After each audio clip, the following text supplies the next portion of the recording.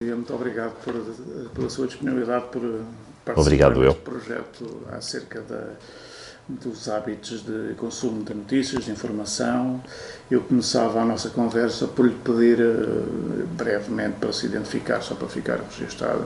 Muito bem. Portanto, nome, local e data de nascimento, profissão. Muito bem. Então, o meu nome é João Boleo, nasci a 17 de junho de 1967, na Covilhã, portanto sou natural da Covilhã, e sou designer de profissão, de formação, aliás, e de profissão sou professor de artes na Escola Secundária Campos Melo há 35 anos, sensivelmente. Muito bem. Vamos tentar fazer a conversa por ordem cronológica, sem prejuízo de podermos saltar etapas, etc. Por isso, começava por lhe pedir para nos falar um pouco acerca do seu contexto familiar, de origem, não é? De infância, juventude, profissão dos pais, quem constituía o núcleo familiar, etc. Muito bem. Então, vamos começar pela família. A família é natural da Covilhã, cruza-se com várias famílias, família Cruz, família Alves da Silva e família Boleo. Pronto. As primeiras por parte do meu pai, portanto, paterno, lado paterno, e lado materno da minha mãe, Sena Boleo. Pronto. A minha ligação, portanto, com a comunicação e com os meios de comunicação surge muito cedo. O meu bisavô foi presidente da Câmara Municipal da Covilhã, o João Alves da Silva. O meu trisavô, Fernando Henriques Nunes da Cruz, a Fábrica dos Cruzes, onde é hoje o atual Museu de Lanifícios, portanto, tinha efetivamente, também foi presidente de Câmara. Para além de ser presidente de Câmara, o meu bisavô foi também o primeiro presidente da região de turismo de iniciativa da Serra da Estrela. Não era natural da Covilhã, era abrantino, pronto, mas comerciava em lãs. Tinha um depósito de lãs em Abrantes, a família, Alves da Silva, Anacleto, Alves da Silva e Irmão, limitada. E, obviamente, que aqui era, como muitos apelidam e bem, a Manchester portuguesa da indústria de lanifícios, e como tal era aqui que estava o centro de produção e era a partir daqui que tinha que continuar os negócios da família. Veio muito cedo para a Covilhã, com 18 anos, fazer os seus negócios e conheceu a minha bisavó, a Leonor Cruz Alves da Silva, filha de Fernando Henriques Nunes da Cruz e da Fábrica dos Cruzes, como era conhecida na altura, e casaram. Pronto, como qualquer naturalidade, espontaneidade e tal, namoraram, casaram e tiveram 4 filhos. A Quinta das Palmeiras e o antigo liceu lá em cima o liceu era a casa de família, onde é hoje a Colabora e onde é hoje o Centro de Inclusão Social. Aliás, no portão ainda lá se encontram as iniciais, JAS, João Alves da Silva, 1906. Foi o ano de construção.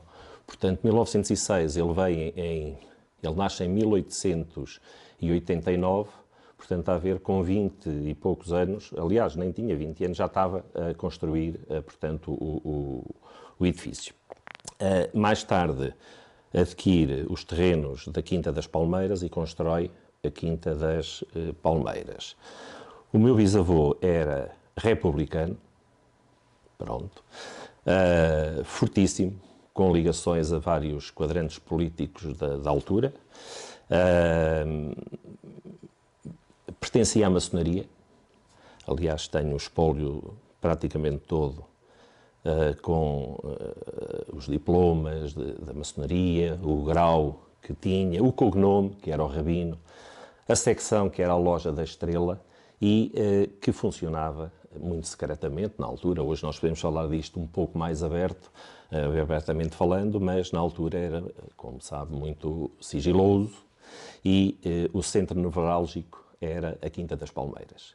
Aliás, a Quinta das Palmeiras, se olharmos para ela, tem vários símbolos maçons. As estrelas, pronto, tem ali várias situações que um historiador poderá, melhor do que eu, referir esse enquadramento. Era um apaixonado pelos automóveis, portanto, primeiro pela política, pelos automóveis. Uma das garagens, que salvo erro era auto-industrial aqui na Covilhã, pertencia, funcionava no Pelourinho, era, portanto, pertença do meu bisavô. A famosa fotografia do primeiro automóvel. O primeiro automóvel que eu ia referir, que entra, salvo erro, em 1921.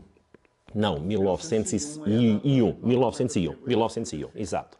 Com 3 grandes amigos, e ele aparece ao volante com esse automóvel, e a ligação dos automóveis foi muito grande. Depois um filho, o irmão mais velho do meu avô, o José Cruz Alves da Silva, era piloto de rally, pronto.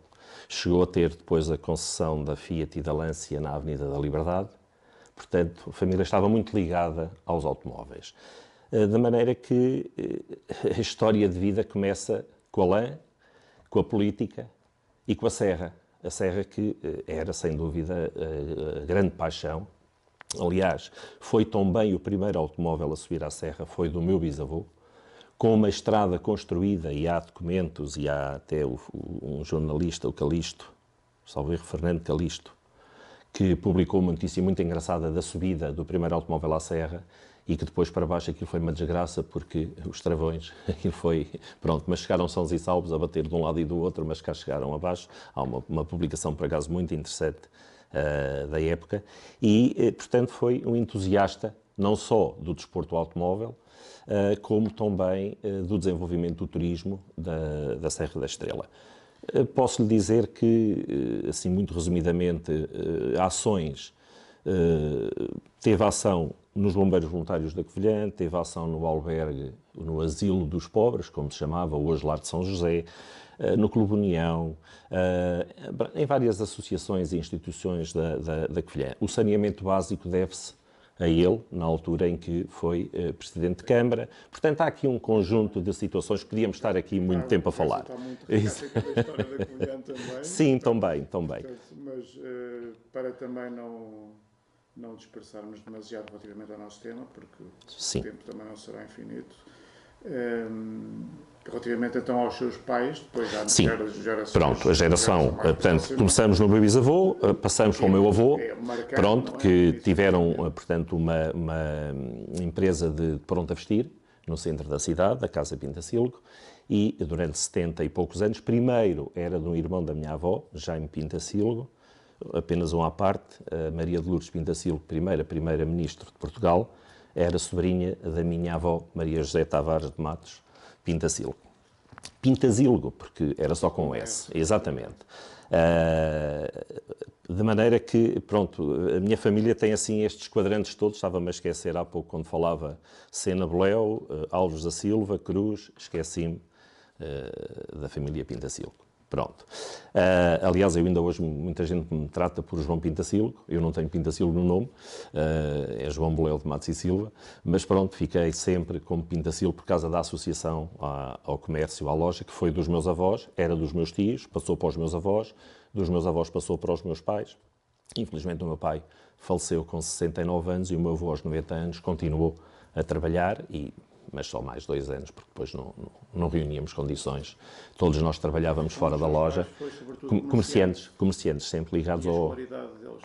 A minha mãe tinha o 9º ano, que ela orgulhava-se muito de dizer que sabia mais do que nós, que fomos um bocadinho mais longe. O meu pai, julgo que fez apenas o segundo ciclo. O meu avô a mesma coisa, a minha avó desconheço, mas também... Sim, sempre cá na Covilhã, na Campos Melo, aliás tenho até os registros e os diplomas, pronto. Minha mãe estudou aqui no Colégio das Freiras, e a minha irmã também no Colégio das Freiras, portanto...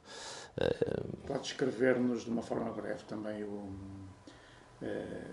o ambiente em que cresceu, o interior da casa, inclusivamente as partes... Pronto, era efetivamente uma casa muito abastada, muito rica na altura. Pronto, a família tinha posses e pronto, e realmente vivi sempre rodeado no meio de museu. Aliás, quando entrava em casa dos meus avós, que foi aí que eu passei grande parte da minha infância, os meus pais viviam na rua de cima, mas eu sempre tive uma ligação mais forte porque era o mais novo dos meus outros 2 irmãos e, como tal, era o menino do mimo. E pronto, e era assim um bocadinho irreverente, muito. E daí esta relação que eu tenho com esta fotografia que me fascinava, porque aos 50, aos 60, aos 70, aos 80, eu via o meu avô debruçado no final do dia, quando chegava à casa, depois do trabalho, a primeira coisa que ele fazia era pegar no jornal. E achava muita piada porque desligava do mundo. Estava-se a falar com ele e ele absorvia as notícias. Era um consumidor de vários jornais, não só do... Pronto, aqui está o Mundo, mas os jornais que eu me lembro que ele consumia muito era o Expresso. Todas as semanas comprava o Expresso. Depois começou a comprar outros, o Semanário, o Diário de Notícias, também. Eu me recordo de ver muitos jornais de desporto também. Gostava muito do seu Sporting da Covilhã. De maneira que cresci com esta fotografia e cresci com ele a ler os jornais. E depois eu tinha curiosidade também em pegar nos jornais e ver. Mas, na altura, o que eu me interessava era muito pelos desenhos, pelas ilustrações. Adorava o cartunista António, do Expresso, com as suas caricaturas, e para mim aquilo era uma delícia. Portanto, a minha convivência foi a partir daqui, desta fotografia, e também porque tinha uma biblioteca em casa que vinha de casa do meu bisavô, com livros muito interessantes, ainda hoje os tenho, felizmente, e que, curiosamente, nos anos 92, salvo erro, fizemos um intercâmbio com a escola, com a Escola de Lisboa, e recebemos os colegas cá. Eu tinha acabado de casar na altura e tinha a casa ainda por montar, mas pronto, já tinha mais ou menos tudo arranjado, e recebi uma colega em casa e depois fiz um lanche para os restantes colegas. E há um colega que me pede para vir à casa de banho. A casa de banho era no andar de baixo, onde tinha que entrar no escritório, que era um open space, e de repente ele demorou-se imenso e quando veio para cima sentou-se no sofá e era professor de História. E vira-se para mim: olha, tu és maçom? Bem, eu tremi da ponta dos pés à ponta da cabeça, porque nos anos 90 ainda não se podia dizer. Disse eu: não, eu não sou. Eu desculpa, estive ali a ver, porque eu gosto muito de livros, e estive a ver ali a tua biblioteca. E tu, grande parte dos autores, para não dizer todos, eram todos maçons. Pronto, e eu depois comecei-me a rir. Exatamente, e disse: pronto, então, olha, eu não sou, obviamente, não tenho ligações, mas o meu bisavô era, portanto, maçom. Pronto, e era o representante da loja da Estrela, da Serra da Estrela, aqui na Covilhã. De maneira que, pronto, a minha ligação foi sempre com os livros, a ver os livros, e o meu avô sempre a ler os livros, e eu a repescar e a ver apenas a parte que me interessava, a parte das artes. Está na fotografia com o jornal O Mundo, quem é? É o meu avô Afonso, com 4 anos de idade. Portanto, era o mais novo dos 4. Era o mais novo, não. Eles eram 4. Era o Jaime, que faleceu na Quinta das Palmeiras, afogado no lago, uma distração da empregada, na altura. Ele estava junto a um laguito, uma coisinha pequenina, mas caiu e ninguém deu conta e faleceu com 4 anos de idade. Depois era o meu avô Afonso. Depois tínhamos um outro irmão que era engenheiro na Sorefã, dos comboios, das carruagens, etc. Esteve muito tempo na África do Sul, Raul Alves da Silva, e depois o meu tio José, que era o mais velho, que foi jogador do Sporting da Covilhã, e que era piloto e que andava sempre a estafar a fortuna com os carros, e para aqui e para ali, porque grande parte da fortuna foi, sem dúvida, consumida. Grande parte, não, a maior parte da fortuna, quase tudo, foi consumido pela política e pelos carros. Era aquilo que o meu avô contava na altura, que realmente viveram sempre muito bem, e eu rodeei-me sempre de muito boas conversas, de partilha, de aprendizagem, de ouvir, escutar, e coleção. Então, o meu avô colecionava tudo e mais alguma coisa. Desde notofilia, filatelia, medalhista, moedas, pronto. Canetas, isqueiros, calendários, tudo. Felizmente tenho isso tudo comigo. Portanto, relativamente à casa, quer dos seus avós, quer dos seus pais, já percebi que havia uma relação muito forte com pais e livros, não é? Sim. E outros estavam presentes? Sim, o rádio, recordo muito bem do rádio. Sim, tínhamos uma grafenola muito engraçada, e tenho, de manivela, que, pronto, para ouvir os discos de bakelite, muito, muito interessantes. Tinha um móvel muito giro, rádio, um Grundig. Aquilo era um móvel com cristaleira, e depois havia uma porta que corria, e então tínhamos os botõezinhos todos brancos do rádio, e depois por baixo os giradiscos. De maneira que havia sempre momentos de ouvir. O meu avô sentava-se atrás, tinha essa vitrine com esse rádio, e à hora da refeição, ao almoço ou ao jantar, tinha que ter sempre o rádio ligado a ouvir as notícias. Era uma pessoa que estava informado, mesmo quando eu estive a estar em Lisboa, falávamos muito por telefone e dizia, tu já viste hoje aquele figurão, era assim, daquele político que existe e fez aquilo, e eu na altura não estava para aí virado, pois, avô, é assim, olha e tal, eu desviava sempre a conversa, porque ele estava sempre muito à frente. Porque realmente ouvia muito, interessava-se muito. Eu tenho, se tiver tempo, tenho o episódio do 25 de Abril, muito interessante, o episódio de 1974. Mas fica... Já neste contexto de infância e juventude, casa da voz, casa Sim. dos pais, há algum momento de que se recorde relativamente às notícias, há alguma informação, algum acontecimento que tenha ficado na memória, nesses comentários, nas conversas? Sim, aquilo que eu me recordo, tenho muitas histórias, mas pronto, tenho o momento da eleição da Maria de Lourdes Pintacilgo, que obviamente foi um orgulho para o meu avô, não sendo sobrinha direta, porque era sobrinha da minha avó, mas pronto, da nomeação para Primeira-Ministra, sim. E ele recolheu logo informações todas, fotografia do pai, fotografia da mãe, fotografia disto, aquilo, e enviou. Pronto. De maneira que esse foi talvez um dos momentos marcantes da eleição, porque, pronto, aquilo foi... Havia uma relação pessoal, pronto, direta. Esse foi um dos momentos. Outro dos momentos era a vida política. E imediatamente a seguir ao 25 de Abril. Isso era muito interessante, porque o meu avô lia e falava do Mário Soares, do Almeida Santos, de que tinham depenado as nossas colónias e que tinham, enfim, a fortuna que foi à custa de quem para lá foi e de tudo aquilo que demos e esbanjamos. Ouvi estas notícias, obviamente, na altura, mas foram sobretudo estes momentos, a seguir ao 25 de Abril e depois, mais tarde, a nomeação da Maria Lourdes Pintacilgo, foram dois momentos que eu registrei. Depois tenho aquele, que já vou mais à frente contar, que esse foi talvez o mais marcante mesmo. Sim, que não foi em casa, foi no escritório, na Rua Rui Faleiro, que depois também poderei falar desse aspecto. Para, digamos, fechar esta fase, digamos, da infância e da juventude, sim. Enquanto vivia em casa dos pais e avós, não é?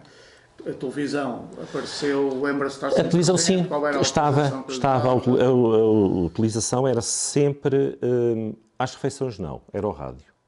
Mas após a refeição ligava-se a televisão para ainda apanhar as notícias. E recordo-me da televisão demorar imenso, as velas, aquilo tudo.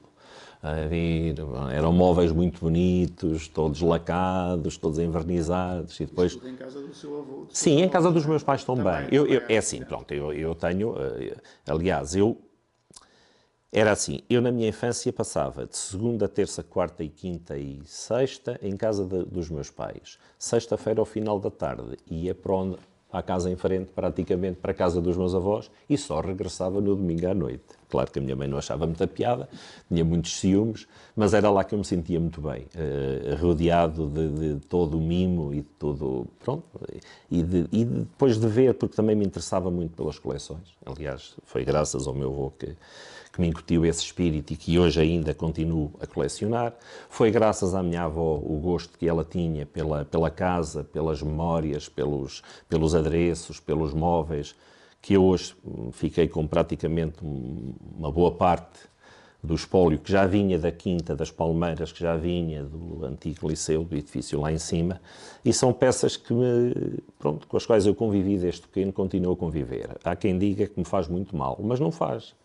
Eu tenho um primo meu que me diz, isso faz-te mal, tu dá tudo, vende tudo, porque isso só traz memórias. Eu digo, pois traz, memórias boas, e eu convivo bem com isso, porque realmente, às vezes estou no sofá a ler um bocadinho e de repente olho para uma peça e aquela peça diz-me qualquer coisa. Pronto, e tenho uma memória, portanto, convivo muito bem com essas memórias do passado, porque acho que sem passado nós não podemos estar no presente e muito menos pensar no futuro. Portanto, quem não tem passado ou quem não olha para o passado, dificilmente consegue estar e passar à fase seguinte. E esse é o meu lema de vida. Essas memórias também estão ligadas aos objetos? São, muito. E depois também pela formação que tive, de desenho, de arte, de restauro. Eu gosto muito de fazer trabalhos de restauro. E pronto, portanto, e trato as peças com muito carinho. Costumo dizer que tenho uma relação muito pessoal, muito afetiva, até de alguma relação, não digo erótica, mas apaixono-me muito pelos objetos e dedico-me muito quando estou... nesse sentido, porque eu estou a trabalhar uma peça, quer seja minha, quer seja de um cliente, uma pessoa que me pede para arranjar qualquer coisa, e eu apaixono-me logo pela peça. E a primeira coisa que faço é, não quero vender. Eu já não tenho espaço para pôr mais nada, mas é esta relação que eu tenho com o mundo objetual que me fascina e que me tem ajudado a crescer e a estar e a ser, e pronto. Passando agora para uma fase já da juventude, portanto, gostava que me falasse um pouco do seu percurso escolar, onde estudou, muito bem. O que é que estudou já. Sim. Ora bem, então eu começo a minha infância no infantário aqui no Jardim Público, aliás, na garagem de São João. Interessava-me agora mais a parte da juventude. Sim, da juventude. Muito bem. O início da autonomização. Da minha autonomização, pronto. Então eu fiz o meu terceiro ciclo no colégio do Tortozendo, no externato de Nossa Senhora dos Remédios, e no final do meu 9º ano regressei, portanto, para o Liceu Nacional da Covilhã, atual Escola Secundária Freitor Pinto. Inscrevi-me no curso de saúde, para o qual eu não tinha apetência absolutamente nenhuma, porque ainda hoje, se fizer um corte, fico em pânico, e se entrar num hospital, fico em pânico, portanto, daria um péssimo médico, ou um péssimo enfermeiro, ou o que fosse. Portanto, por sorte, devia ter alguém a pedir para mim, não tive vaga. Não tive vaga e então, quando fui à escola buscar a informação, ao liceu, venho para a Escola Campos Melo e tínhamos a funcionar na escola o curso de artes apenas no 10º e 11º ano. E eu, obviamente, que fiquei logo, fiz o 10º e o 11º ano, não tinha o 12º ano, queria fazer o 12º ano para ir para a faculdade e tinha várias opções. Ou ia para a Guarda, ou ia para Castelo Branco, ou ia para Lisboa. Pronto, graças a Deus havia condições e entendimento para ir para Lisboa. Frequentei uma escola muito interessante, a Escola Secundária Padre António Vieira, por trás da igreja, da Avenida da Igreja, Alvalade.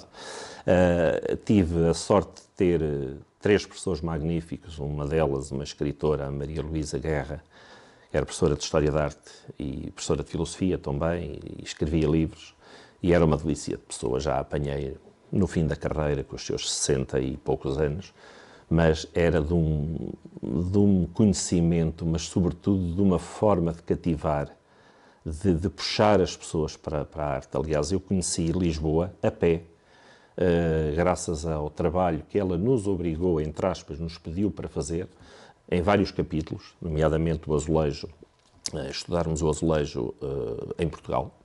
Eu recordo-me de constituir um grupo com mais 2 colegas e um colega e de irmos para o Lumiar, visitar aqueles palacetes, aquelas casas apalaçadas e tocar a campainha. E uns abriam a porta, outros não abriam, mas nós tirávamos sempre a fotografia do azulejo e culminamos no Palácio Fronteira, com o Marquês de Fronteira, que nos recebeu como nunca tinha sido recebido, que nos abre as portas de casa, que nos faz entrar para a sua sala de visitas, bem, um museu autêntico, e que nos serviu, salvo erro, um refresco, já não me recordo, um café ou um refresco, e que nos começa a falar a história da família, do palácio, da tal, e que depois diz, agora querem ver os azulejos. A casa é vossa, podem ir para o quintal, um jardim fantástico, e ali, portanto, fizemos esse trabalho. De maneira que fiz o 12º ano e ingressei na Escola Superior de Design, onde fiz a minha, portanto, formação em Design de Interiores e Equipamento Geral, e em 1990 regresso à Covilhã, tive a oportunidade de ficar, porque a faculdade tinha um departamento de integração profissional, o DIP, e na altura tive contacto para uma empresa, uma multinacional, era uma empresa internacional, espanhola, de perfis de alumínio. E então a minha função era conceber estruturas, equipamento, na altura em alumínio. Pronto, fui à entrevista, gostei e tal, o salário era bom, tinha carro à disposição, mas, digo assim, bom, os meus pais pagaram o meu curso, isto foi caro, não me vão pagar agora aqui para ficar a trabalhar, para receber na altura, ia receber cerca de, ora eram 60 contos aqui, 300 euros, ali ia receber à volta de 500. Já na altura viver em Lisboa com 500 euros não era suportável, e então disse não. Nunca era. Era um desafio interessante e se calhar hoje estaria com outra posição, mas pronto. São das tais opções que a vida nos faz. Depois também tinha a parte afetiva de ligação da minha ex-mulher, tudo aqui, e então disse, não, eu vou para a Covilhã. Eu sempre quis ser professor e é para aí que eu vou. Tive a sorte de concorrer, a ver uma vaga aqui na Escola Campos Melo. Estive em 1990, em julho, terminei o curso em julho, 1 de julho de 1990, e ingressei na função pública aqui na escola no dia 1 de outubro de 1990. Concorri, entrei e depois tive 4 anos, portanto, aqui na escola. Na passagem do 4º para o 5º ano, a vaga foi ocupada e eu transitei para a escola do Teixoso. Estive lá meia dúzia de meses, abriu vaga novamente na escola, regressei à escola, onde hoje me mantenho por lá. Portanto, centrando agora um pouco novamente nas notícias, neste percurso de estudos, não é, de autonomização e da sua juventude, houve algum momento em que começou a interessar-se por iniciativa própria pela informação noticiosa, pelos meios de comunicação?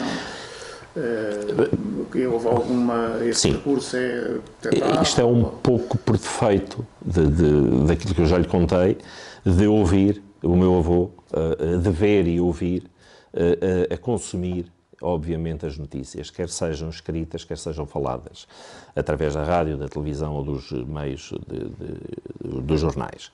E, obviamente, por essa influência, quase que inconscientemente, eu vejo-me, ainda hoje, vejo pouca televisão, mas gosto sempre de ouvir as notícias.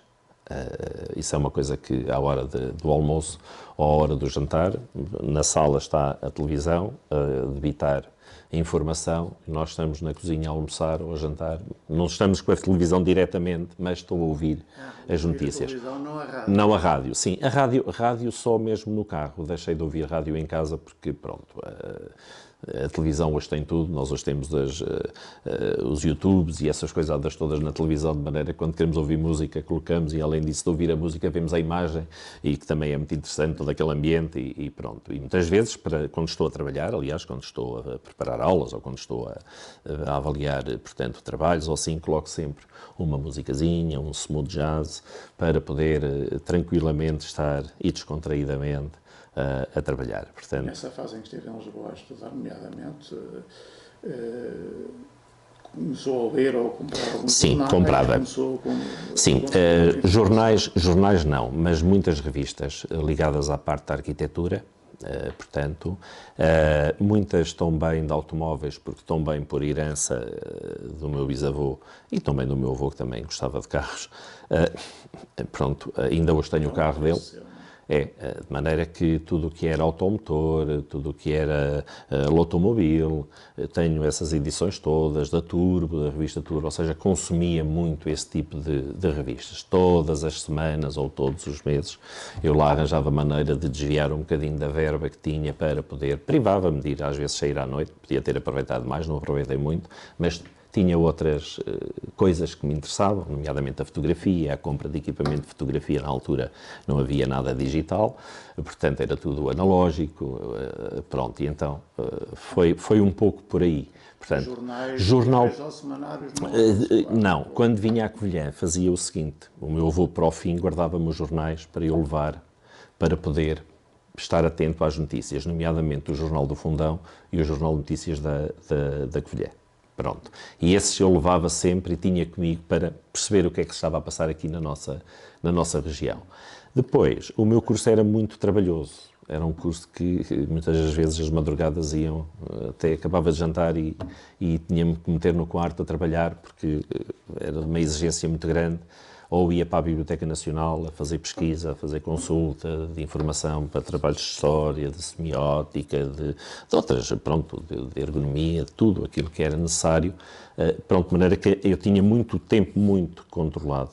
E então aquilo que me dava prazer era pegar nos automóveis, na revista de automóveis, no jornal de automóveis, do Auto Hoje, e isso esteve sempre comigo. Pronto, esteve sempre comigo. Hoje, só para continuar um pouco nesta fase, ainda no período de estudante, alguma ligação à atualidade, além da ligação através do seu avô, com colegas da faculdade, com amigos, através da televisão ou da rádio, comentários, discussão sobre notícias, não era algo que não era algo tivesse presente? Não, tinha uma colega com quem privei bastante, aliás, mais velha do que eu, infelizmente ainda está viva, e ela realmente discutia muito comigo da vida política também, e na parte artística, na parte mais a esse nível de teatro, de cinema, e eu via-me obrigado também a ir buscar informação para acompanhar um pouco a conversa. Informação ligada com a cultura. Com a cultura, exatamente. Quais eram os meios que procurava para encontrar essa informação sobre cinema? Na altura não tínhamos internet, não tínhamos computador, teria que ir para a biblioteca. Eu consumia muito a biblioteca, nomeadamente a Biblioteca Nacional ou a Biblioteca da Faculdade, para perceber... Seria alguma publicação específica? Não, olha, lembro-me de ver um livro em francês, a história do cinema, a história da fotografia, pronto, não me recordo o nome, mas pronto, até porque eu tinha fotografia... Não. Muito bem. Sim, senhor. Então, passamos agora ao início do seu percurso profissional, que já explicou qual foi.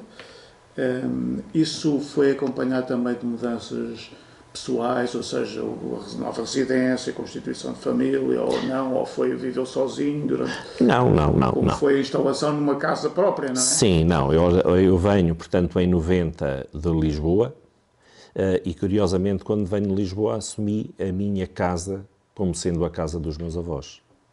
Claro que os meus pais não ficaram assim muito, mas consegui negociar e almoçava e jantava em casa dos meus pais. Pequeno almoçava, ceava em casa e dormia em casa dos meus avós. Pronto. E foi assim. Foram vivos, aliás, bastantes anos. O meu avô morreu com 98, a minha avó com 95, o meu pai, infelizmente, com 69 e a minha mãe com 81. Pronto. Regressei ao ambiente da minha infância. Pronto. E onde passei a valorizar ainda mais e passei a ter essas tais lembranças e essas tais memórias de como, por vezes, o tempo passa, mas as pessoas mantêm-se com o mesmo status, com a mesma dinâmica, sobretudo o meu avô. Minha avó já não era tanto, porque tinha problemas de visão, mas o meu avô conheci-o sempre com um ritual. Quando o visitava no final da escola, no escritório, para me dar uma notinha de Santo António, de 20 escudos, que era a minha semanada, e às vezes os 5 escudos e os 10 escudos, eu chegava por volta das 5 horas e era a hora do lanche dele. E na hora do lanche dele, lia e preparava as suas coleções. E eu ficava ali entretido a olhar para ele. E tinha eu, na altura, os meus 10 anos, 11, 12, e quando regresso de Lisboa, com 23 anos, eu venho encontrar a mesma pessoa a fazer com o mesmo estilo de vida, com os mesmos hábitos. Um ritual. A comprar tudo o que era das seleções do Reader's Digest, não sei o quê, publicações. Recordo-me de uma que ele lia e que adorava e depois partilhava comigo, que era Como Envelhecer. Como Envelhecer, tenho lá uns livrinhos, pronto. E ele adorava ler aquilo e dizia-me assim, estás a ver, isto porque se faz assim, e é isto que eu faço. Não é? Portanto, ou seja, ele vivia muito e queria muito chegar aos 100 anos. Deixa-me perguntar-lhe, porque há aí uma diferença de época, obviamente, dos anos 70, da sua infância. Sim. Depois dos anos 90, quando regressa com 20 anos, exato. Para a casa dos avós. Sim. Os hábitos de consumo de informação por parte do seu avô... Mantinham-se. Sim. Ele só para aí, a partir dos anos 2000, é que começou a desinteressar-se um pouco por esses grandes, até porque já lhe movimentava para abrir, e começou a deixar o Expresso. O Expresso foi um dos primeiros que... Depois também foi na altura que apareceu, finais de 90, salvo erro, o Sol. Se não foi finais de 90, foi anos 90, que era um jornal mais pequeno, mais acessível, e ele passou então a ler. Mas foi uma coisa que gradualmente ele foi deixando de ler os jornais, mas nunca deixou de ser assinante, quer do Jornal de Notícias da Covilhã, quer do Notícias do Fundão, aliás com quem ele mantinha uma relação de amizade com o Fernando Paulo Louro, o António Paulo Louro, o pai, portanto, e com a esposa, e que nunca deixou de ser assinante do Jornal do Fundão. Portanto, e esses, para o fim da vida, eram os jornais que estavam sempre, semanalmente, em casa. No seu caso, nesse trajeto, digamos, já como adulto agora, não Exato. é? E com uma profissão, com um trabalho, também de alguma forma tomou alguma iniciativa de adotar algum destes hábitos? Continuei com o Jornal de Notícias da Covilhã e com o Notícias do Fundão e com um jornal que eu achava também muito interessante, o Jornal de Artes e Letras, muito interessante e que comprava, não regularmente, mas que sentia muito necessidade de estar ligado, pronto, à cultura, às artes, ao meio, o que se fazia, o que não se fazia, como estava, notícias, etc. Depois, o público, mais tarde, não sei se quer que eu fale já no público, mais tarde, e muito recentemente, nós temos uma relação com o Jornal do Público muito grande, a nível de escola. Ganhámos este ano, pela terceira vez, o prémio de O Jornal Vai à Escola, tudo isso também nos obriga um pouco a consumir o jornal. Só que, infelizmente, hoje não consumimos o jornal em papel. Eu, todas as manhãs, quando me levanto, vou ao Jornal Público online, e vou ver ao próprio site e vou consultar as notícias e ver, aliás, eu penso que isto foi, lá está, a tal infância, os tais vícios que são bons, neste caso, os vícios não são bons, mas neste caso acho que considero-os bons, de procurar informação e de estar atento. Gosto muito. Há aí um momento em que deixou de acompanhar apenas o seu avô e passou a consumir. Passei a consumir. Diretamente. Muito diretamente. Que altura foi essa? Eu penso que foi logo quando regressei para aí nos anos... Não foi logo, ora, venho em 90, mas sensivelmente 90, porque depois também casei. Não online, sim. E aliás, era um dos jornais que também passou a figurar. Não era regular, ou seja, não se comprava ao público todas as semanas, nem todos os dias, não. Às vezes, uma notícia, um acontecimento nacional, e o meu avô mandava logo comprar. Era logo 4 e 5 jornais que ele tinha que ter. Há um jornal muito engraçado que ele lia e depois que me verbalizava, que falava e que me lia as notícias para mim, que era O Diabo, da Vera Lagoa. E era muito... Em que idade? Tinha eu os meus 16, 14, 15 anos, por aí. Sim, estudante de liceu. E eu achava-lhe uma piada, porque ele depois utilizava umas expressões muito engraçadas. Era uma pessoa extremamente educada, nunca lhe ouvi uma asneira. Nunca. Não sei, gaita. Acho que foi a palavra mais forte que eu ouvi em toda a vida. E ele utilizava umas expressões muito engraçadas, como estes figurões, em vez de dizer estes malandros, estes ladrões, estes vigaris, estes figurões. Portanto, é algo muito, muito interessante e que ficou, pronto. E que ficou e influenciou. Muito bem. E depois, continuou, não sei se vive ainda na mesma casa? Não. Depois constituí família, construí, portanto, uma casa onde vivi com a minha ex-mulher, entretanto estou separado, com a minha ex-mulher e com os meus filhos gêmeos, já têm 26 anos e já saíram das asas do pai e da mãe. Um está em Barcelona, o outro está no Porto, a trabalhar, e pronto, entretanto a casa vendeu-se e eu depois comprei um apartamento que fui também para uma zona de conforto e uma zona histórica que também me dizia muito, porque eu recordo-me do lado agora da minha mãe, da família Sena Boleu, de ter a quinta dos meus bisavós ao fundo da rua de São João de Deus, Capela do Calvário, a rua sem saída, ao fundo, mesmo a última casa era uma quinta, e era a quinta dos meus bisavós, que depois passou para uns tios, avós, mas passei lá os meus anos, as infâncias, a matança do porco, pronto, também foi muito importante essa ligação dentro da cidade com a quinta, e curiosamente vim viver para um prédio ao lado da quinta, comprei um apartamento, que pertenceu ao industrial também da Covilhã, também conhecido, Eurico Pereira Nina. Era a sua casa de família, um edifício Art Deco, anos 30, com 3 andares e que neste momento foi convertido em 6 apartamentos, todos com entrada independente, mas com traços muito engraçados ainda Art Deco. E realmente a Art Deco está muito ligada comigo, porque sou um apaixonado pelos anos 10, Arte Nova e Art Deco, que me fascinam imenso e pronto, e gosto imenso. Desde a confecção dos trajes, dos vestidos, dos penteados, do mobiliário, dos carros, a evolução entre os anos 20 e os anos 30, daquelas formas, daqueles carros americanos lindíssimos, pronto, e tudo isso ligado ao design. Até o Dreyfus, recordo-me, de que projetou umas locomotivas muito interessantes, e aquilo tudo fascinava-me pelo design, pela aerodinâmica, pronto. E então ia consumir, ia buscar informação para estar por dentro, porque era uma coisa que me satisfazia e que gostava muito, e que ainda hoje gosto. Excelente. Só muito brevemente, na casa em que constituiu a família, depois do casamento, Sim. não é? Pode-me descrever rapidamente como é que era a presença dos meios de comunicação? Muito idêntica. Sim, os hábitos que tínhamos era, pronto, com miúdos, temos sempre uma parte da casa que tem que estar com a televisão e com os desenhos animados. Pronto, isso era algo que eles se mantinham muito entretidos a ver as suas brincadeiras, depois mais tarde os filmes, depois mais tarde a parte da música, etc. Eu tinha o meu escritório onde tinha a biblioteca e tenho do meu bisavô, onde muitas das vezes me degustava, no final, quando eles tranquilizavam, eu tinha que vir recatar-me e ler um livro.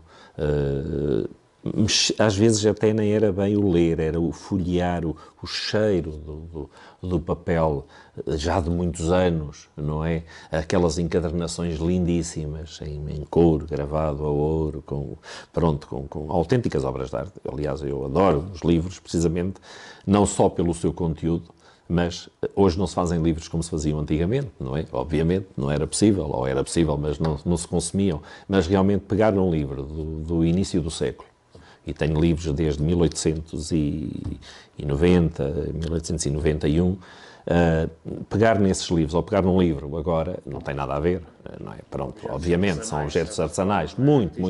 Vê-se o trabalho, pronto. E então a minha ligação era essa. Comprava sempre, quando regressei a casa... Finais dos anos 90, é isso? Sim, finais dos anos 90, porque eu casei em 97 e os meus filhos nasceram em 99. Portanto, eu fui para casa, para a minha casa mesmo, em 1997. Portanto, comprava sempre? Comprava várias revistas de automóveis. Continuei a comprar. Mais recentemente, Motor Clássico. O Autojornal também continuei a comprar. A revista Turbo comprei algumas. E depois comecei a comprar publicações, já não em revista, mas livros dos automóveis por marcas, pronto, de Rolls-Royce, Ferrari. Automóveis colecionas?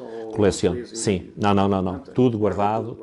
E houve uma altura, sobretudo aquelas primeiras francesas de automóvel, que na altura tínhamos a encadernação Cassapo e a loja dos meus pais e o escritório mandava encadernar muita coisa, portanto, na encadernação Cassapo, e eu lá ia conseguindo convencer o meu avô.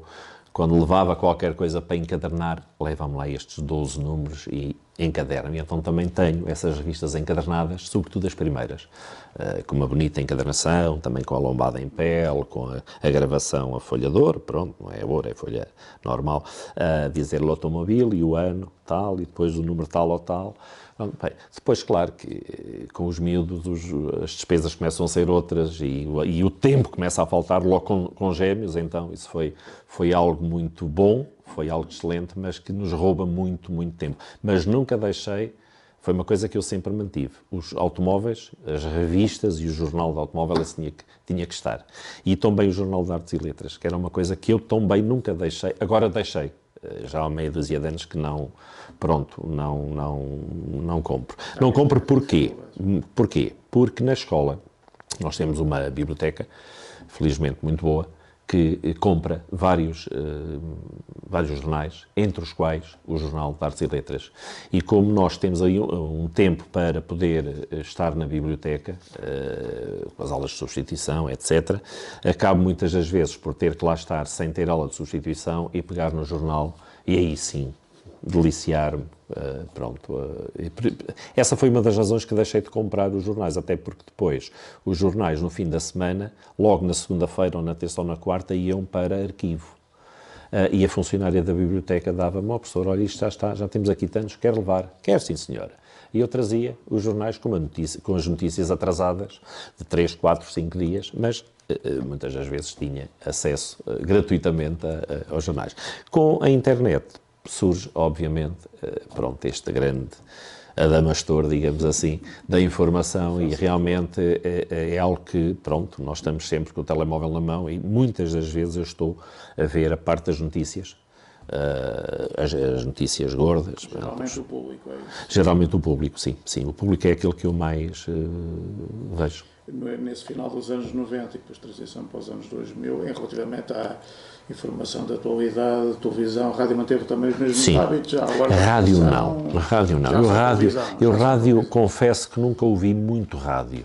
Mesmo na infância, sim, mas depois nós também acabamos por, foi na altura que apareceu os leitores de CD, nos anos 90, um bocadinho mais atrás, mas foi a partir de 90, eu gostava de música e gosto de música, então ouvia mais música.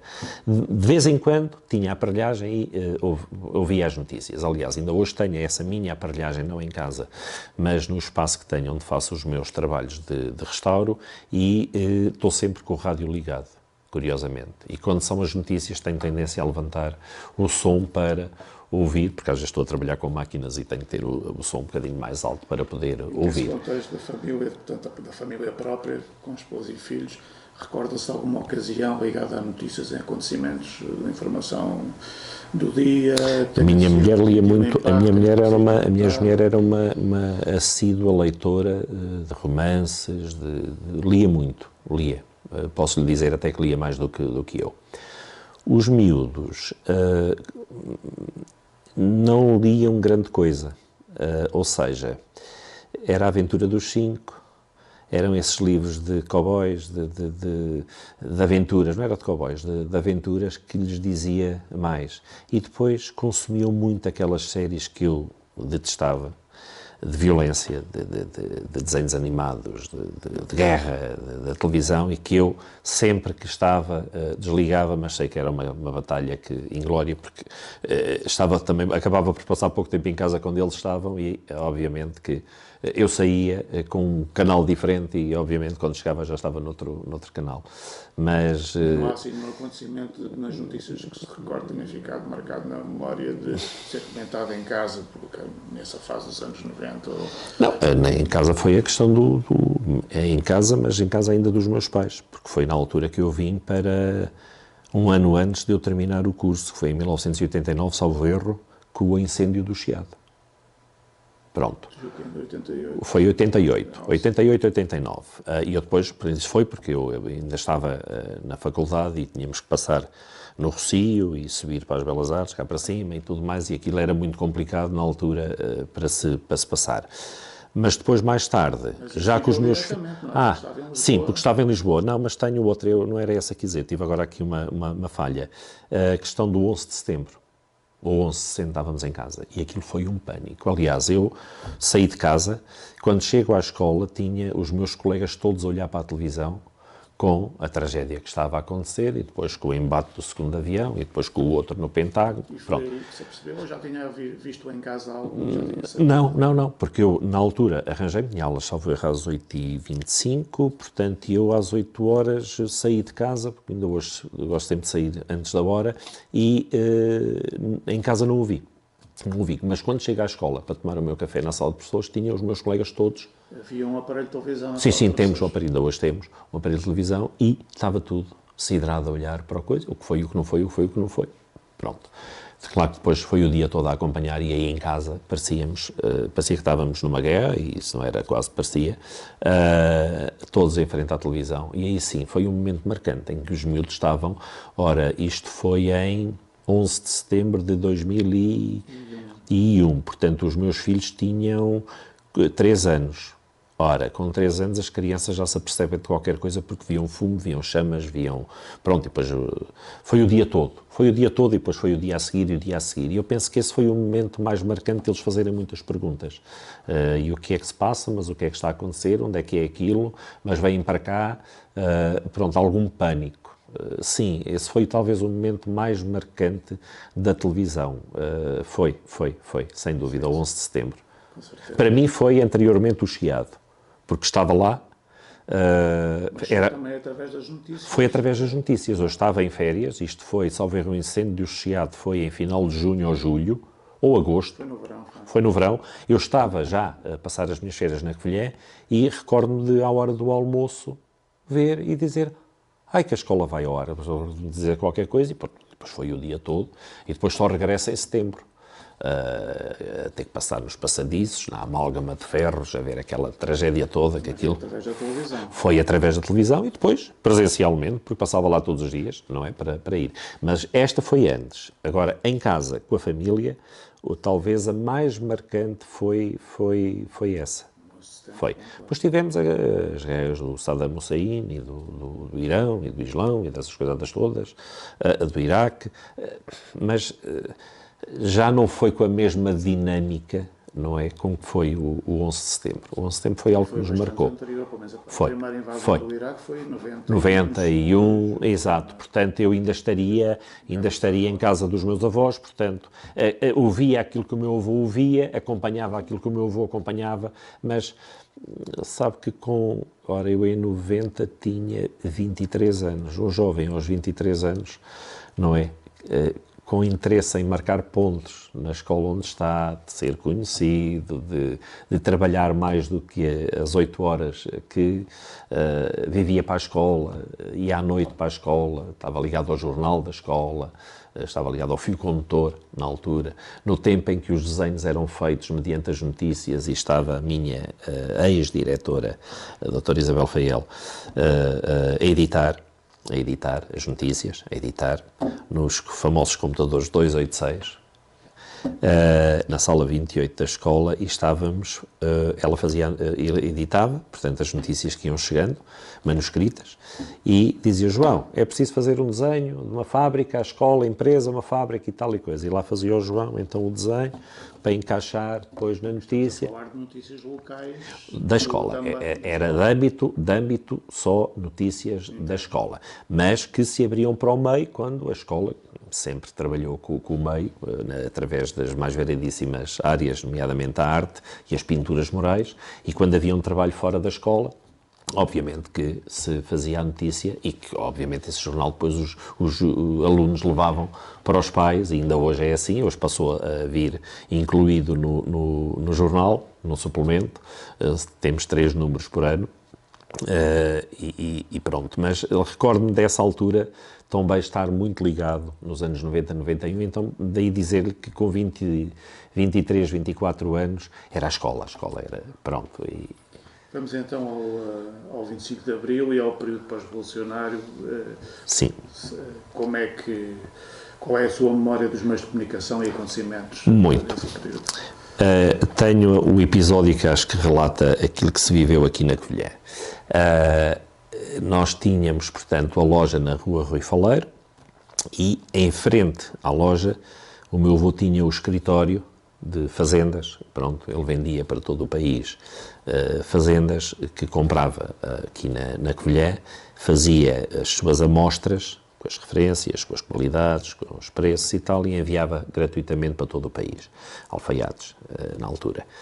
Ainda foi muito antes da confecção do pronto a vestir, do prêt-à-porter, nos anos 60, 50, 60, portanto antes, estamos a falar 30, 40, 20, 30, 40, era muito a compra do tecido para depois mandar fazer, ou a modista fazer para as senhoras, ou o alfaiate fazer para os homens. E vendia as fazendas, e então tinha o escritório em frente. E recordo-me que nessa manhã do 25 de Abril, acordamos e... tinha 8 anos. Tinha eu 8 anos, portanto, tinha 8 anos. Aquilo que me recordo é sairmos todos de casa. Minha avó, meu avô, minha mãe, meu pai, meu irmão, minha irmã e eu, para o escritório, que ficava no 2º andar. E tudo em silêncio. Não podíamos falar. Eu, com 8 anos, extremamente irrequieto, andava de sala em sala.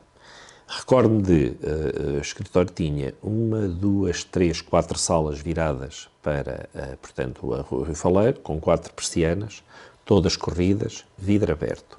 Ninguém podia falar, isto no 2º andar.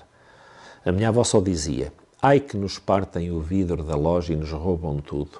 Ai, quando chegarmos a casa, temos a casa vandalizada e roubaram-nos tudo. E ela só dizia isto.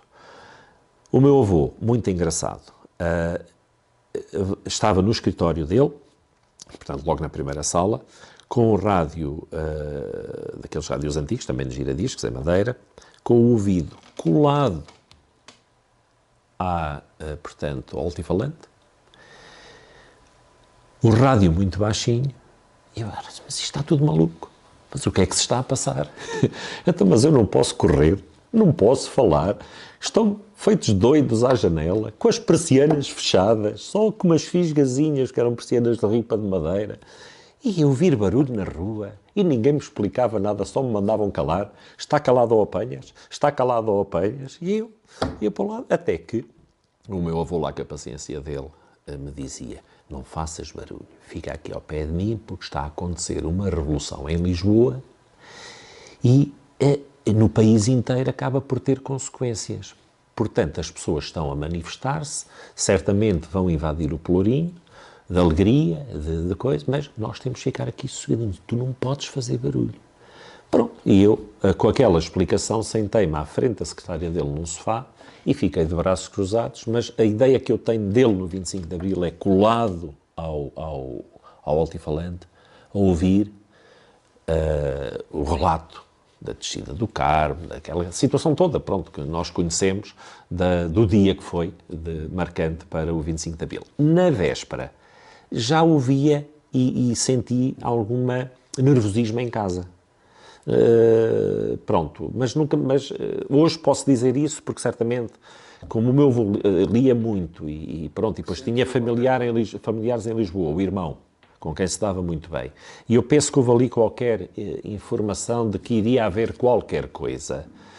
E essa qualquer coisa começou então na noite e pronto, mas uma pessoa com 8 anos que caminha cedo e depois outro dia acordamos sobressaltados, tudo recambiado para o escritório, para o bunker quase, e ninguém podia falar, ninguém podia, pronto, recordo-me que todos fumavam na altura, meu irmão, minha irmã, minha mãe, minha avó, meu pai, meu avô não e eu, fomos os únicos que não fumávamos, se calhar fumávamos mais, o fumo deles todos, mas pronto, mas recordo-me, o episódio do 25 de Abril marcante foi esse, foi sem dúvida, foi.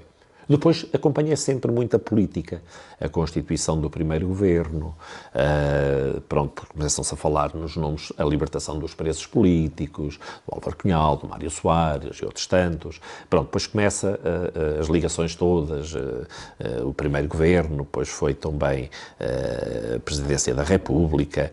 Pronto, e o meu avô interessava-se muito por isso. E eu acabei também por me interessar e também por lhe pedir, era um bocadinho preguiçoso, entre aspas, porque, avô, então, mas diz-me lá tu. Mas tens aí o jornal. Não, mas diz-me lá tu que já leste como é que é. E ele, então, lá me explicava. Falar de uma idade em que tinha 11 anos, 12 sim, anos. 11, 12 anos, sim. Mas os meios eram aqueles que já referi, os jornais que sempre. o lia, sim, o Diabo, a rádio, a televisão. Qual eram as estações de rádio que eu ouvi? A Rádio Renascença. Sempre Rádio Renascença. Sempre a Rádio Renascença. Isso era ponto assente. Às vezes a antena 1, mas era mais a Rádio Renascença, que era aquela que... A televisão era a espanhola, porque, curiosamente, é muito engraçado quando vamos à Espanha e os espanhóis dizem, porque hablas muito bem em espanhol e não sei o que dizer. Pois hablamos, porque crescimos com a tele espanhola e não com a portuguesa, porque nós tínhamos um péssimo sinal de recepção da RTP1 e tínhamos um belíssimo sinal de recepção da TVE. E da TVE1 e da TVE2. De ver notícias espanholas? Sim. Os governos do Felipe González e de outros tantos, que era uma coisa familiar e que gostava e que víamos e pronto, porque lá está, porque depois em casa dos meus avós, em casa dos meus pais, também víamos notícias e também assistíamos à vida internacional. E depois de vez em quando lá aparecia qualquer notícia de Lisboa, só Lisboa. Porque o resto era paisagem. Pronto. Havia aqui os jornais regionais continuavam. Claro, continuavam, exato, complementavam. Só para finalizar então, já falou de alguns acontecimentos aqui dos anos 80, também 90, e sim, até 2001. Até 2001, sim. Com setembro. Mais algum que se recorde queira referir, tenha tido importância nesse período, portanto, estamos a falar da fase final da sua de estudante, não é? E Sim. depois do início da carreira e constituição de família. Eu tenho tantos episódios, mas assim de repente mais marcante não me recordo. Porque a questão da serra, sempre que nevava as estradas fechavam, era preciso vir os militares para rebentarem com as placas de gelo, pronto, era sempre uma tragédia, depois era sempre as notícias de dizer mal disto e daquilo e daquele outro, e porque não sei quê, depois vinham os especialistas a dizer que não, porque os ventos fortes, tal, atiram o gelo, limpa-se e os ventos atiram novamente, é impossível ter aquilo em condições, e depois nós íamos lá fora fazer ski, e ia nevar, e com tempestades de neve, e começava a nevar ao fim da tarde e ao dia de manhã, circulava-se, e não percebíamos porquê, porque é que lá não é assim, porque é que aqui é assim, de maneira que pronto, víamos também essa vertente da serra. Portanto, tendo esta ligação à informação ao longo de várias décadas, não é?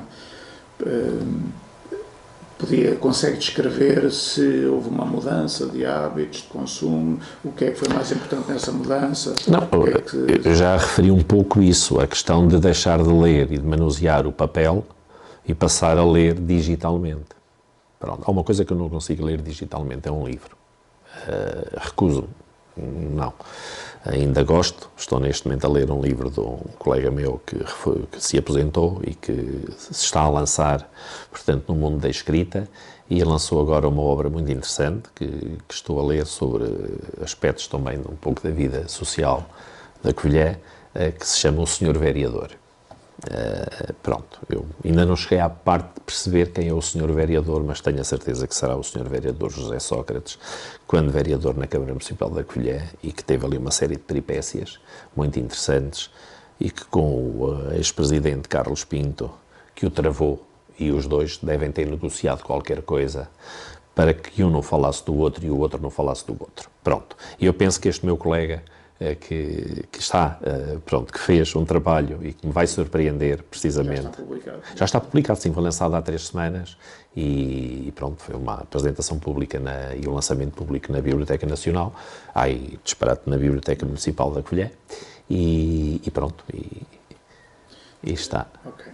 Tendo vivido também de alguma forma, embora não durante muito tempo, em contextos geográficos diferentes, nomeadamente Lisboa e Covilhã, sentiu alguma diferença no acesso à informação, alguma especificidade consoante o local? Não, é assim, nós aqui na Covilhã não tínhamos acesso a nada, ou melhor, tínhamos acesso a muito pouco.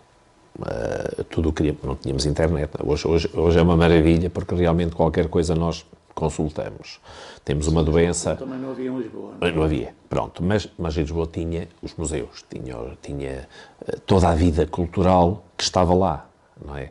Eram os espetáculos de teatro, eram acontecimentos que a toda a hora, uma inauguração de uma exposição, de uma galeria, os alunos de Belas Artes a fazer isto e aquilo, ou seja, estávamos no meio, pronto. E quando chegávamos à Covilhã, tínhamos apenas um museu, pronto, que entretanto fechou, que era o Museu Eduardo Malta, pronto, e o Museu Cava Juliana, depois, que entretanto ficou com o espólio e tudo mais, mas que depois também se perdeu, e depois, felizmente, a Universidade consegue instalar aqui o primeiro núcleo museológico, e muito bem, aqui na Real Fábrica, onde nos encontramos, e depois, mais tarde, a instalação do Museu de Lanifícios, e aí sim passamos a ter, não é, meios. Mas claro que comparativamente, nos anos 90, os anos 90 na Covilhã e os anos 90 em Lisboa, era uma diferença muito, muito grande. Pronto, porque nós aqui as coisas aconteciam em Lisboa e aqui provavelmente até apareciam nas notícias, mas não era com ênfase e não dávamos tanto e só passados uns dias é que nos apercebíamos que tinha acontecido. Não, estando lá era fácil, todos os dias havia para onde ir, não é? Todos os dias havia uma exposição, todos os dias havia um museu diferente para ver, portanto tudo isso fez também a diferença e marcou muito tanto a minha estadia em Lisboa, e com muita pena regressei à Covilhã, com muita pena por um lado, mas com muita alegria pelo outro, porque ainda hoje eu digo que nós aqui conseguimos ter qualidade de vida. Já não tanto, mas mesmo assim continuamos com uma boa cidade, Continuamos com uma boa tranquilidade comparativamente com Lisboa e até mesmo em termos económicos, Lisboa está ao rubro. Pronto. De maneira que eu sei, porque um dos meus filhos antes de ir para Barcelona, aliás, esteve em Barcelona, quis vir para Lisboa e teve a sorte de encontrar logo emprego e achou logo uma diferença grande, para já, da mentalidade dos empresários portugueses. Não tem nada a ver com Espanha tão perto e aquilo que ele conta e contava na altura não tem nada a ver. E depois a parte habitacional. Não é? Quer dizer, o que ele ganhava pagava para um apartamento. Teve lá um ano, regressou para Barcelona e está, pronto, numa empresa felizmente boa, com outras condições, portanto, continua a ser assim, quer dizer, Lisboa é Lisboa, como eu costumo dizer, gosto muito de lá ir, mas a melhor parte é quando regresso, pronto, mas realmente sabe muito bem ir a Lisboa ao Porto, ou Coimbra, porque, pronto. E depois, se tivermos possibilidade de viajar além fronteiras, melhor ainda. Mas gosto muito do meu Portugal e adoro a minha Covilhã. Aliás, eu tenho uma ligação muito grande com a Covilhã e tudo o que é Covilhã, ainda hoje eu frequento vários sites de leilões e de antiguidades via portanto, internet e às vezes aparece-me um artigo da Covilhã e compro.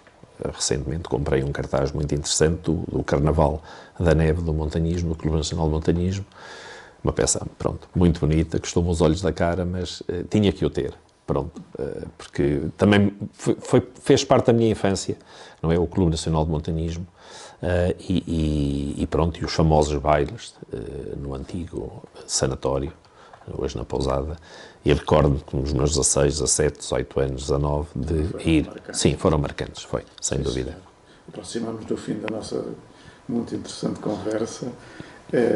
Poava agora tentar-se fazer uma análise do ponto de vista da produção das notícias e da informação da atualidade, da informação noticiosa, não é? Entre o passado e a atualidade, acha que as mudanças, ou nota mudanças na forma dos jornalistas trabalharem, para melhor, para pior, etc. Noto.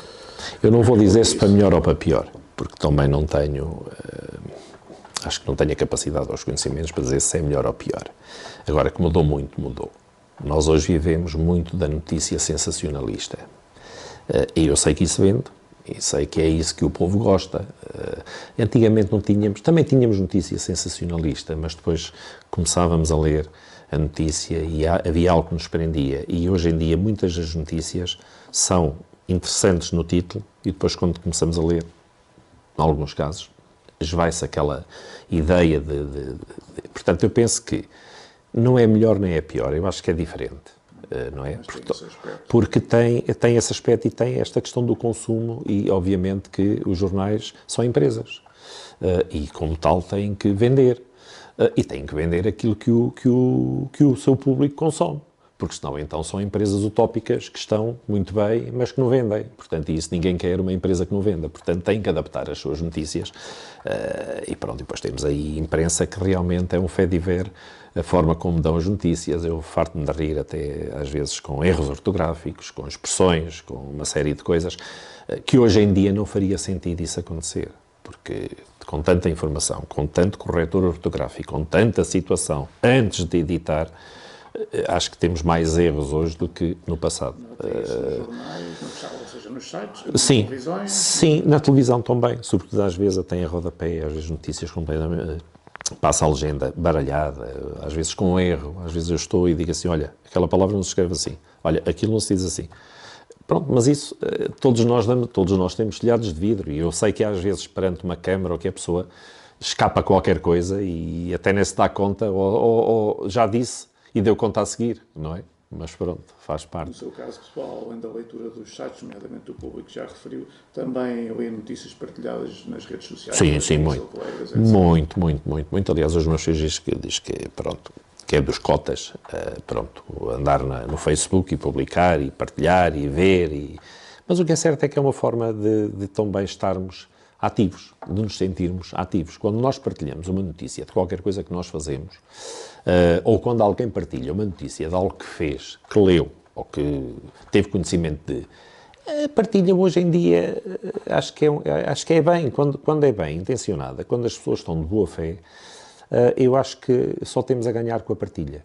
Portanto, também partilho, não só Também partilho. Aliás, eu tenho na minha... Pronto, é assim. Com mais importância, digamos, que tenha atribuído mais Sim, importância. tudo o que é da escola costumo partilhar. Todas as notícias, concursos, prémios... Eu agora me referi a notícias vindas de meios de comunicação. Vindas do meio de comunicação. Vindas de meio de comunicação não costumo partilhar. Não, eu estava a levar mais para consumo interno, isto é, na rede de amigos, alguém que partilha qualquer coisa. Eu então, se achar interessante, partilho. Por exemplo, quando alguém necessita de ajuda, às vezes uma situação que é preciso dar sangue, que é preciso uma criança ou alguém que precisa de um dador disto ou daquilo, não sei o quê, pronto. Não tenho muito o hábito... Não. Sim, notícias não, porque é assim, estar a partilhar uma coisa com a qual depois também não tive ainda conhecimento prévio, só partilhar por partilhar, não gosto de fazer isso. Pronto. Também não lê nem notícias publicadas em redes sociais de autores que desconhece ou de origem desconhecida, que é um... Às vezes leio, vejo... É o título. Se o título me disser, efetivamente, alguma coisa, eu tenho tendência a ler. Por exemplo, nas redes sociais. Por exemplo, neste momento estou muito interessado no julgamento do Sócrates. Bom, e obviamente que todos os jornais e todas as opiniões são muito interessantes. Não devo partilhar. Acho que na vida todos nós temos uma ideologia, obviamente, mas estar a partilhar de uma ideologia política ou de outra não faz muito o meu apanágio. Eu costumo dizer que sou político. Apesar de ser descendente de políticos, pronto, não me vejo na política. Tenho aí um convite, tenho aí um convite para a Junta de Freguesia, pronto, aceitei, mas não é... Tenho posto assim à margem, porque não é uma coisa que me satisfaça muito, não é muito confortável. Eu gosto de ler, gosto de falar, e sei que a partir do momento em que a pessoa está conotada ou está associada a qualquer coisa, o limite de informação tem que ser muito controlado. E como eu não gosto de me limitar na informação, pronto, fico limitado, pronto. Não sei se está a perceber onde é que eu quero chegar. Pronto. E o tema da desinformação diz alguma coisa? É uma questão importante. Percebe-se disso até da relação com os jovens? Sim. Muito. É uma coisa que me entristece bastante e me entristece bastante e mais quando tenho alguns pais que dizem aos próprios filhos que não é precisas ler isso. Não precisas ler. Eu tive um episódio há uns anos atrás. Por acaso já faleceu o médico, tinha a filha, foi minha aluna durante 3 anos. E eu, logo no primeiro ano, no 10º ano, num dos conteúdos que estávamos a abordar, falei da parte das referências. E perdi-me ali um bocadinho a explicar o que eram as referências e dei como exemplo a família, não é? Quer dizer, nós não podemos partir só para o conhecimento do pai e da mãe, sem olhar para o avô e a avó de um lado, para o avô e a avó do outro, para o bisavô de um lado e a bisavó do outro e tal. E que precisávamos ter referências. Porquê? Porque se nós percebermos o passado, volto a dizer aquilo que disse há bocado, conseguimos estar melhor no presente e preparar o futuro. Pronto, e a coisa ficou por ali e depois puxei para a arte. Olha, vocês, no geral, temos aqui um trabalho de uma obra plástica que é necessário estudar sobre um determinado período da pintura, por exemplo. Vocês vão escolher uma referência, um pintor que vos diz qualquer coisa. Então vocês não têm que ler sobre a vida pessoal, a vida profissional, a família, para vocês perceberem as várias fases para as quais o pintor passou. Porque o pintor, ao longo da vida, passa por várias fases, como vocês. São embriões, são sementinhas, são gerados, são desenvolvidos, nascem, vivem e morrem. É igual. O artista plástico tem a mesma cadência, não é? Portanto, é necessário perceber onde é que ele estava, quando nasceu, quem era a sua família, como é que foi a sua infância, que percurso fez, que escolas frequentou, que boémias e outras tertúlias passou, que amizades tinha, não é? Que influências essas amizades tiveram. Portanto, isto são referências. E só quando vocês perceberem as referências é que vocês podem começar a projetar as vossas próprias obras. Senão, estão sempre a copiar. É importante copiar numa fase. Para aprender como é que foi feito. Mas depois, para vocês darem o salto, não pode ser só copiar. Lá está, tem que ir à história. E a história é muito importante. O pai pôs em causa a filha depois chegou a casa, com toda essa parte das referências, e então o pai, numa reunião de pais, de entrega de notas com a diretora de turma, criticou-me, porque eu tinha dito que a filha tinha que ter referências e que não tenho nada que ter referências. A minha filha está cá para trabalhar e para aprender, não tem que ter referências.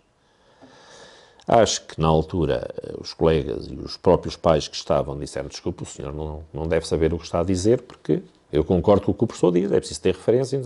Defenderam, pronto. Mas o senhor disse que não. Pronto, olha, uma vez depois fui a um episódio de urgência e foi ele que me atendeu, que eu quando o vi acho que ainda fiquei mais doente do que... Mas quando não pude dizer nada, nem pronto. Mas está a ver, é esta questão da desinformação. E hoje preocupa-me, alunos de 12º ano. Fala-se em qualquer coisa e eles ficam... Mas vocês não leem? Desinformação, aqui no sentido de falta de informação. Falta de informação. Desinformação da falta de informação. E falta de interesse em procurar informação.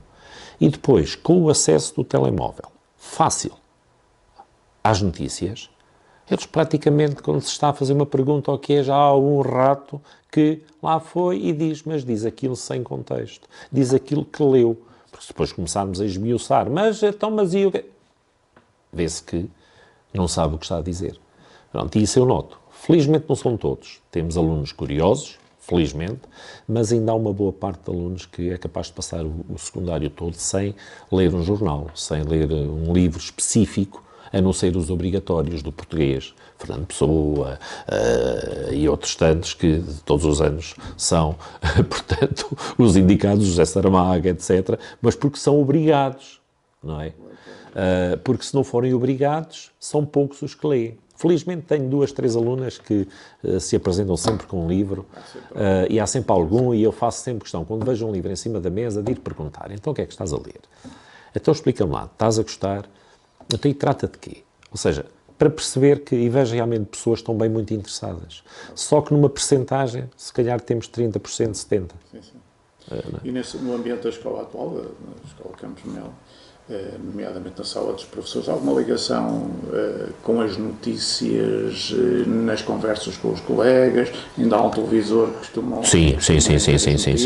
Há jornais que estejam presentes? Sim, temos. Há discussão em torno de temas ligados às notícias? Sim, normalmente a parte da política, as pessoas estão muito, com questões ligadas a estes crimes financeiros, não é? E então as pessoas, acabam por se sentir na pele, os professores são muito críticos, porque acham que foram roubados, entre aspas, e porque se esbanja por aqui, não se dá por ali, e criam-se um pouco estas... eu tenho aqui...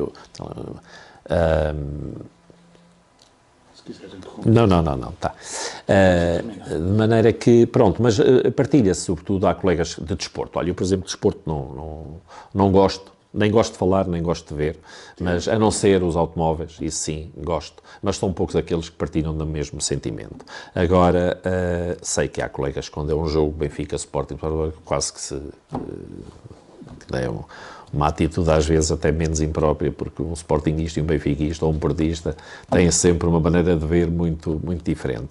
Mas sim, discute-se muito na sala de professores, muitos colegas também atentos à vida do país, gostam de, à primeira hora da manhã, comentar: olha, viste esta notícia, olha, já viste o que está a acontecer, olha, estive a ler isto, aquilo e não sei o quê, e acabamos também por partilhar e trocar um bocadinho de informação. Temos sempre jornais, os jornais que estão na biblioteca estão também na sala de professores. Jornal Letras, Público, Fundão, Covilhã, outros de desporto também. Portanto, temos sempre jornais, ou no lado, a sala de professores, ou em frente, na biblioteca. Se não tiver aqui este jornal, temos na biblioteca. Portanto. Última pergunta, se quiser acrescentar algo sobre a forma como vê o jornalismo e as notícias em Portugal, hoje em dia, ou ao longo do tempo, que não tenha sido dito, que não tenha sido perguntado e que considere que pertinente. Não, é assim, eu acho que basicamente abordámos aqui alguns aspectos positivos e um ou outro negativo. Eu acho que a função do jornalista hoje em dia é muito difícil, também é verdade. E a pressão é enorme, sobretudo em casos mediáticos. E o trabalho e a tarefa que tem pela frente não é fácil. Entrevistar pessoas, interrogar, ter que tocar na ferida, por vezes recebe-se respostas, e vemos na televisão, alguns entrevistados agressivamente, não é, a fugirem e a não quererem responder às questões do jornalista. Claro que o papel deles tem que ser provocador. E é provocador. E o dia que deixar de ser provocador, a notícia então fica insípida, não é? Pronto, portanto eu acho que aquilo que posso dizer em relação a isto que temos vindo aqui a discutir e a falar, é que realmente a informação é muito importante. Eu acho que se nós não procurarmos informação, e hoje em dia temos muita necessidade de procurar informação, e temos muita informação acessível, mas essa acessibilidade também nos cria outros problemas. É que não podemos acreditar na primeira notícia. Pronto, e então muitas das vezes somos confrontados com, não, este diz aqui, agora vou ver o que é que este diz, e agora tenho que ver aquele, para poder ter o juízo final, entre aspas, tentar perceber o que é dito, porque nós sabemos que as notícias são dadas em função do seu público. Volto a referir isso. E obviamente tem que se agradar ao público, e há notícias com mais veracidade e outras com menos veracidade. Pronto, aquilo que se é chamada a notícia sensacionalista. Pronto, continuamos a ter isso hoje em dia. E sobretudo nos meios de televisão e os canais que são mesmo massacrantes com as notícias e a forma como dão as notícias. Não vejo. Quando vê televisão, há algum canal que prefere? Gosto muito da RTP2. Vejo. Os noticiários e até às vezes documentários, outros programas de informação muito interessantes. Eu acho que a nossa RTP2 e até a RTP3 e a RTP Memória têm efetivamente algo a dizer. Já a parte da RTP1, da SIC, pronto, é o que é. É o que temos. Agora, se queremos assistir a um debate, a uma conversa de interesse entre dois poetas, entre dois artistas, não passa, ou se passa na RTP1, ou se passa na SIC, ou se passa na TVI, passa à 1h, às 2h, que é essa hora, certamente, só quem não trabalha às 8h é que pode assistir a esse tipo de notícias. A RTP2 não. Hoje temos a facilidade de poder voltar atrás. Felizmente, e se houver um programa, obviamente que o vamos puxar. Pronto, eu neste momento, aquilo que vejo em casa é muito, confesso, da televisão, dizendo, tenho o canal YouTube e tenho a informação que eu gosto de ver. Por exemplo, desde a parte da arquitetura, da construção, do restauro e recuperação de casas, desde a parte de mobiliário, de restauração, música. Portanto, vejo muito, eu hoje vejo mais informação no YouTube, via televisão, do que propriamente a RTP1, a RTP2. Da RTP2 está um programa. Depois tenho colegas que, felizmente, nos dizem, hoje vai passar um programa muito interessante às tantas horas na RTP2. E estamos lá. Pronto, fazemos essa partilha de informação. Mas é mais a RTP2, é engraçado. Pronto. Muito obrigado, excelente. Foi um gosto.